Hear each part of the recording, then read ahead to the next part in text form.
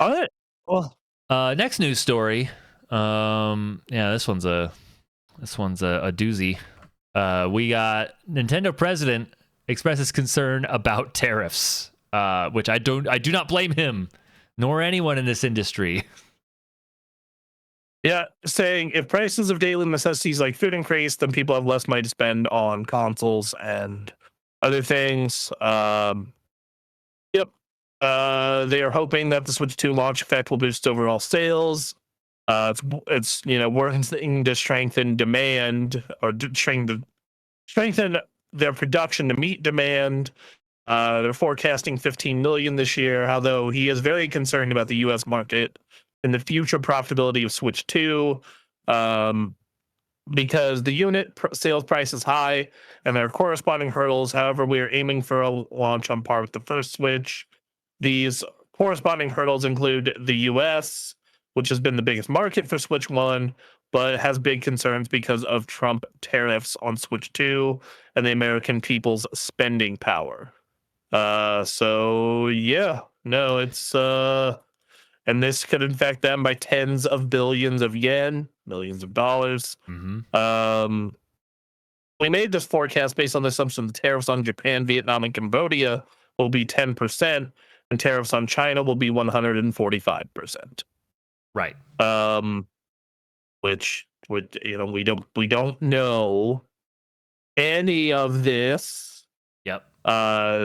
Analysts think that their 15 million Switch 2 sales is conservative, noting the uncertainty around tariffs despite all demand does not seem huge. And then they also had an article come out at some point this week saying the Switch 2 may, in fact, get a price increase depending on what happens with these tariffs, Yep. which I can't believe fucking people voted for this shit. I can't. I can. I know why they did. Yeah. No. I get it. I disagreed with it. I told multiple people I knew who were like considering voting in that manner. And I told them why it was bad and why it was not a good idea. Mm-hmm. And the no one listened. It is what it is. Yep. We're here now. So it's we're here. We're here. We gotta live with this. And yeah, no, dog. This is a part of why I was telling everyone who works with us to get on that Switch 2 train, All right. because I was like, this thing could literally be more expensive this time next year. Suck it up. Get your Switch 2. Spend your full 50, because otherwise, we don't. Next year, this could be a $600 console. It's why I purchased my PS5 at the beginning of the year. Just like I need to get this in now, because and so far it hasn't. The price has not increased for the PS5 here yet, but it has increased everywhere else. Thank you, rest of the world, for subsidizing Aaron's PS5. Yes, thank you very much. I appreciate that. Real solid. I'll get you back somehow. Yep. You guys want anything at the store? I'll get you a soda. So yeah, here I want to jump to this other article here that's talking about the console price increases real quick, because they're looking at could rise as much as 69% in the US. You put the wrong title up for this one, by the way. You need to go back. Did I? This one does not have a title swap. Oh, why did that switch? Oh, that's right. Yep, I forgot. My bad. I forgot I took that title out. Running a podcast, running a live stream. It's a thing. But yeah, so as much as 69%, that's crazy. That's oh my god. And wild to be happening in the middle of PlayStation and Xbox's console lifespans. And just like this is what this is going to lead to. I sent y'all a Castle Super Beast video. What this is going to lead to is like legitimately people are just going to use what they have. Yep. No one in the right mind right now is going to like look at a PS6 and see marginally better graphics in a time where, you know, everything is just nightmare levels expensive, and go, "Oh, you gotta buy one of those." I mean, sure, some people will. Sure. And then you look at the price of the PS5 Pro and the possible price of the PlayStation 5 regular, where it could go up. Yeah. It could go up to 600. Xbox did it. Yep. Not unheard of. And you're just sitting here and you're going, dude, you cannot put out new hardware right now. Right. Like the Switch 2 is it. This is the first time in a decade I have felt bad for Nvidia because like no one's gonna buy this. Like I'm not, I'm building the computer at the end of the year. And depending on how these next 4 years shake out, I might not be building another computer for a decade. Right.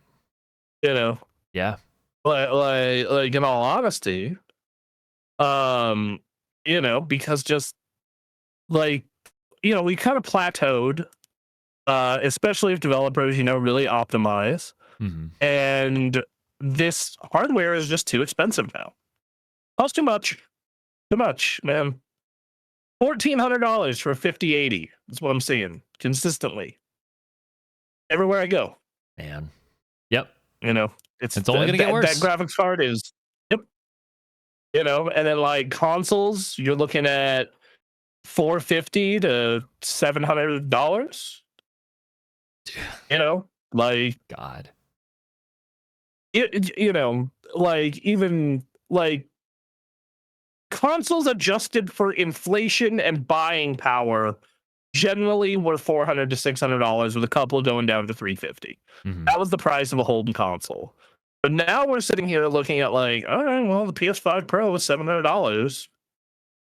Like the highest end model of the Series X is also $730. Mm-hmm. So yeah, I think that people are just gonna, I think the Switch 2 will do well. But I think that after that, I think people are very much going to be sitting on their current hardware. I mean, I don't know how many people are thinking this far ahead that are in the market for a Switch 2, but like to me, this is the last new console for a while, as far as I'm concerned. Well, if I am Sony or Microsoft, I delay my next hardware launch. Because I know everyone was talking 2027, 2028. Mm-hmm. Nah, dude, you're looking at like 2030 at the soonest. Prices need to go back down. Wages need to be able to provide enough income for people to be settled, and prices need to not be crazy. And who knows how long this is going to take, how long it's going to take to get rid of this and go back to normal. I mean, yeah, and the thing is, realistically, they eventually will need the hardware revenue. But right now, there's just no big jump here. Like, there's no like, okay, let's say the PS6 would be faster than the PS5 Pro and like fix some of the issues. I'm like, okay, is that gonna like meaningfully change these games in a big way? Yep. Probably not. Nope. A lot of people will consider it a side upgrade. Like we've also been running into a problem where, as people have been pushing the latest and greatest, developers are just working their asses off for 8 years to make something that does that, and then it's hard to make a profit. Like, yes, because the cost to make that kind of thing is crazy. It's crazy. And then you look at something like Expedition 33, right, which is, that's the current front runner for Game of the Year right now. From everyone I've talked to, it's the highest rated Game of the Year. I only played about an hour of it. It's cool when I played. And what I can say is, like, you could have probably, like it wouldn't look this good, but you probably could have done this on a PS4, like from a gameplay perspective. Yes. And yeah, you had to rework the art to work on it. But like, current consoles can run Unreal Engine just fine. Mm-hmm. I think Expedition 33 is amazing. And it runs good in both performance and quality mode, and it looks good, and it's only $50, and it was not a particularly big team. Right. So I think that the answer is very much in stuff like this, where it's like, okay, we have a small team, making a more focused game. And it looks great, and we're selling it at a more reasonable cost. And I do think some developers are catching on to this, because Mafia: The Old Country is only going to be $50. Right. So I do think that is a factor as well. It's funny because we were making this argument when it was just nothing else had changed. It was just the Switch 2 is coming, and it's like, given the game development, I hope the Switch 2 succeeds, and like, this is an improvement over the Switch 1, but it's also not the latest and greatest in terms of graphics and all that. Like, it's an encouragement to just everyone slow down. Just, you don't need to be this crazy thing. And I think that, like, where the kind of hardware is at, like, like we're finally starting to get like real games that look like they only run on PS5. Right. Like in Series X. Like we're finally at that point where, oh yeah, that probably couldn't be done on a PS4. Mm-hmm. Like, I look at this Mafia: The Old Country footage, I'm like, yeah, this realistically could not be done on a regular, PlayStation 4. So it has to be done on a PS5. Which, cool. Yeah. Great. It is cool. Super. It's just, I just, I don't think it's worth it. I think with video game prices now heading towards $80 being the standard for those first party deals, like, I think combined with money issues, not being able to afford consoles, games becoming harder and longer and more expensive in most cases, in many cases anyway. I'll say this, and this is going to be a hot take. I think the $80 games is not the end of the world. By itself, it is not. I think it's literally just the buy-in to the hardware is becoming prohibitive, combined with just external factors like, wages being really fucked right now. Right, but wages being fucked also means you're not less likely to afford your $80 games. Like, that is going to affect how it is. And then combine that with console prices and everything else, it's just like, it's a hell of a perfect storm for more flexible pricing for smaller teams making a fun thing. I think what this is the start of is flexible pricing is going to be happening more and more. Right. And you're already starting to see it. Oblivion was $50, Mafia is $50, Expedition is $50. Like, you got I think Warhammer was $60 last year. I remember Helldivers was $40. Like, yeah, Helldivers was $40. So we've had that a couple years ago, or a year. Or last year. That was last year. Shit. So what you're gonna see is, like, I think that the big concern is all these games are going to $80. EA came out and said we're not going to 80. So I think what you're getting here is just the absolute biggest of the big. Your GTAs, your Mario Karts, those are gonna go to $80. I think most games are gonna go all over just a graph. They're gonna be like, they're going to be all over the place. They're going to be like, yeah, some of our games are this, some of our games are that. And I've said for years that makes a million times more sense. I mean, yes. I just didn't trust the industry to make the choice. I mean, they did. What you good? Some of them are. I know Xbox is going all 80 for first party stuff. They're not, though, because Oblivion just came out for $50. I know, but they just said that they're going to. Like, I think they're going to go some. I think Call of Duty will be 80. Of And course. you can get away with $80 Call of Duty, but I don't think they're going to do it for all games. I mean, they're not going to say what they said they're going to do, which I guess I would be on track. But no, which one? Yes, and also they said this holiday season some games are going to 80, from what I recall. Okay. So we'll see. We'll see. Because they also just launched South of Midnight at $40. Which is a good price for. Honestly, that game looks really good. So I don't know. Other than the gameplay, I guess. And that's some people are fine with it. My girlfriend thinks South of Midnight plays fine. Okay, well, I just don't think it plays good. Right, but, right. That might be a me problem. So. But yeah, I think you're going to start seeing, and with people getting more comfy with indie games, and the free-to-play space existing, I do think you're going to lose some consumers. Like the people who purchase Call of Duty, a sports game, and then maybe one other thing. Yeah, those people are going to leave. No. They're going to get priced out. They're going to be gone.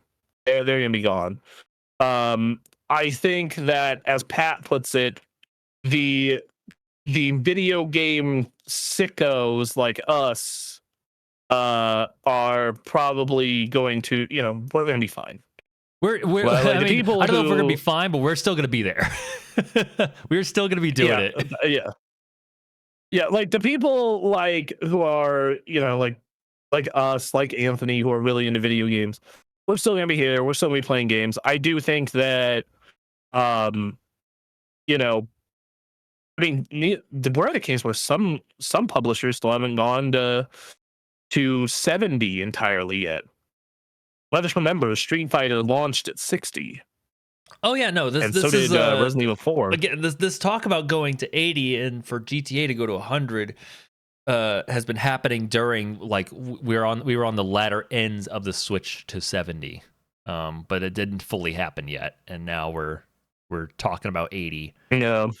Which of course this conversation is happening during all of this tariff nonsense, so it has thrown everything into disarray.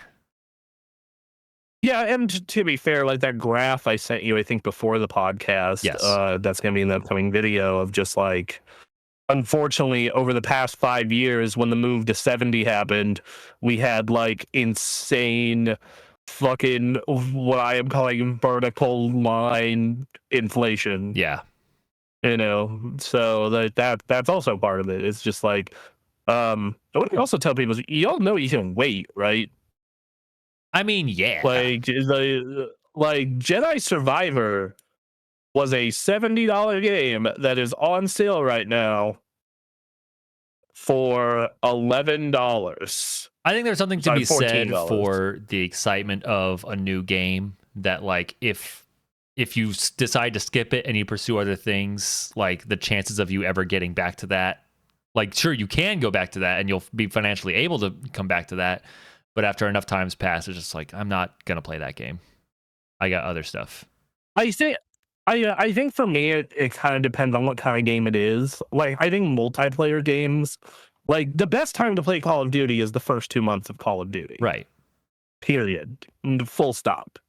But even something like Jedi, I got to Jedi Survivor 8 months late. Still a great game. It's still a great game. There are too many games coming out. I am never getting to Jedi Survivor. I think that you and I are always on the treadmill. I have gotten, thankfully, somewhat into the habit of getting off of it a little bit. Mm-hmm. And I do mean a little bit. Metaphor came out in October, and I'm still playing it. Right. But there's. I'm expressing worry at the thought of playing GTA 6 for longer than the treadmill will allow. Come on. Yeah.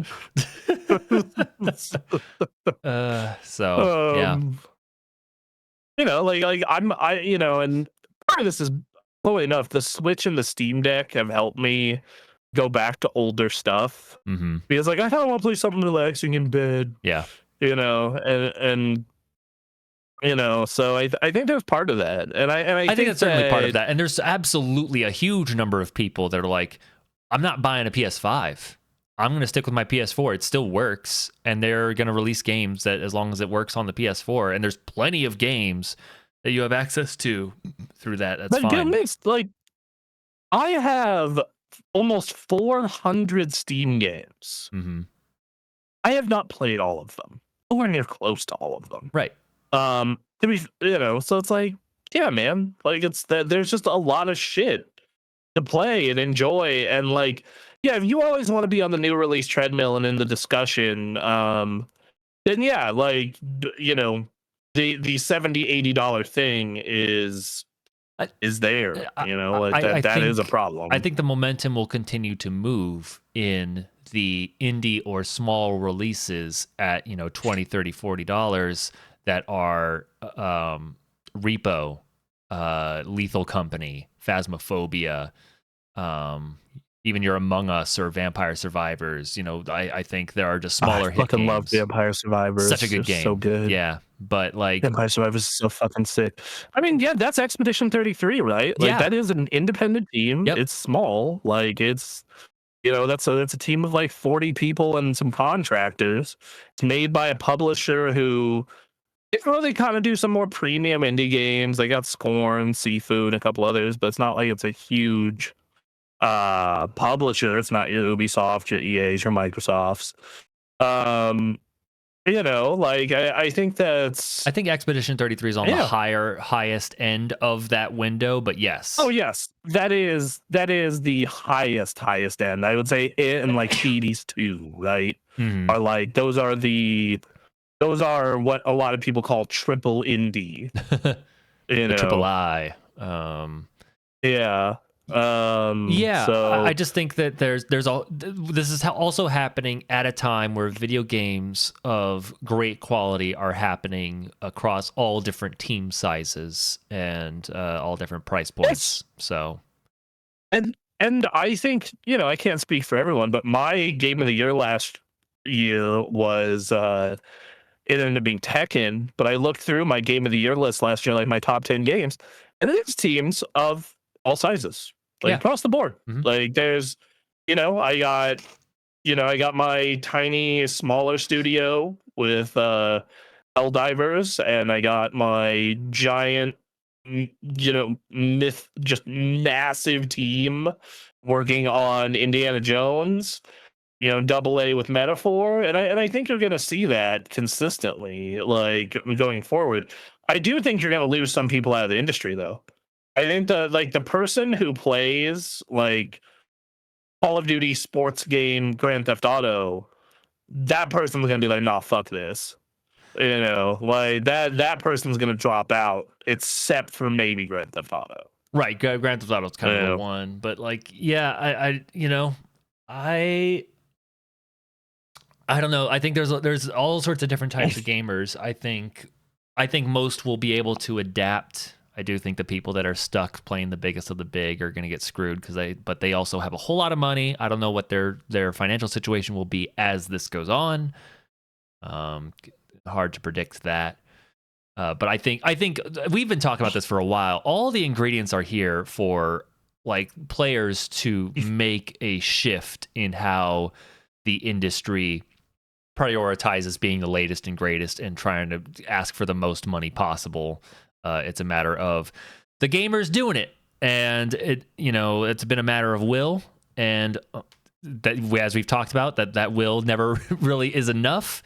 But now we have these external factors putting pressure to change. That's just is going to force our hand. So we'll see. But everything's here for us to make a change. Yeah, and I think that as you see AAA kind of falter and stagnate and have issues going forward right now, you're gonna see some people leave the industry, but you're also gonna see some people hang out and still check out cool shit. Like that's gonna be what it is at the end of the day. Yep. So yeah. So that's a larger conversation that we'll need to that you will hear from us at many times We love having those Next conversations. time on and Dragon Ball Z. ooh, yeah, Yep. be ready.